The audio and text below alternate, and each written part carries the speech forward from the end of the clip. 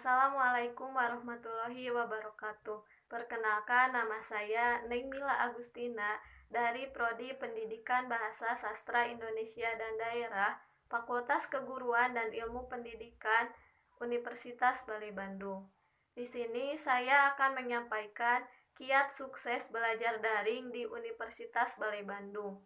Dalam situasi seperti ini, kita yang sedang terdampak virus corona, di mana kita tidak bisa berkumpul dengan orang-orang, kita tidak bisa masuk kuliah seperti biasanya. Maka sangat diperlukan bagaimana kita harus terbiasa untuk belajar dalam jaringan yang biasa kita kenal dengan istilah daring. Pembelajaran daring adalah metode belajar di mana kita itu menggunakan model-model interaktif yang berbasis internet, seperti menggunakan Zoom Meeting, Edlink, Classroom, dan lain sebagainya. Nah, di sini saya memiliki beberapa tips sukses belajar daring. Yang pertama adalah fasilitas, karena memang tanpa fasilitas kita akan mengalami kesusahan saat belajar daring. Apa sajakah itu? Yang pertama adalah smartphone. Smartphone ini maksudnya seperti laptop, komputer, notebook, HP, dan sebagainya. Jadi kita membutuhkan smartphone untuk menjalankan misi kita dalam belajar daring.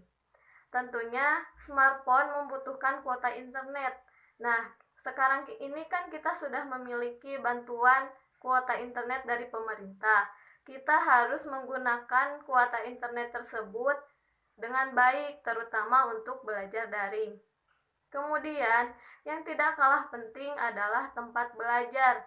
Walaupun di rumah, kita harus memilih tempat belajar yang enak dan nyaman, tentunya juga aman dari gangguan sekitar.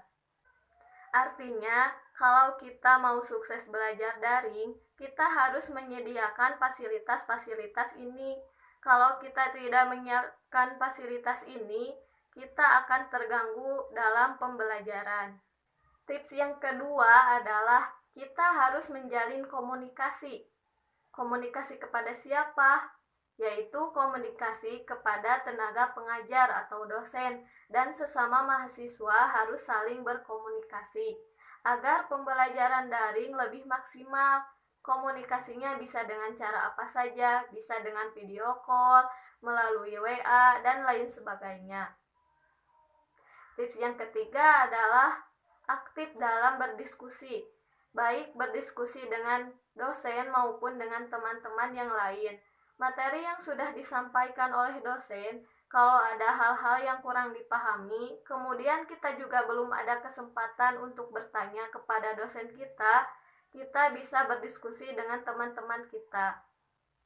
Kemudian, tips yang keempat adalah kita harus memanage waktu. Bagi kita sebagai mahasiswa, memanage waktu itu sangat penting. Mengapa demikian? Karena meski belajar di rumah, pastikan kita membuat catatan-catatan, seperti mempunyai jadwal pelajaran dan mempunyai list tugas yang harus dikerjakan. Tips yang kelima adalah jangan tunda mengerjakan tugas. Jika hari itu harus dikerjakan, maka harus dikerjakan hari itu juga. Karena jika kita terus menunda-nunda mengerjakan tugas, tugas itu akan semakin menumpuk dan akan membuat kita pusing. Dan tips yang terakhir adalah kita harus mengulangi materi jika itu diperlukan. Mengapa kita harus mengulangi materi?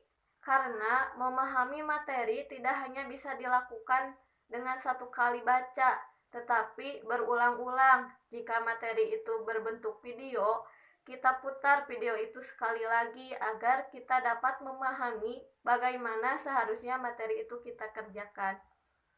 Sekian tips-tips dari saya. Wassalamualaikum warahmatullahi wabarakatuh.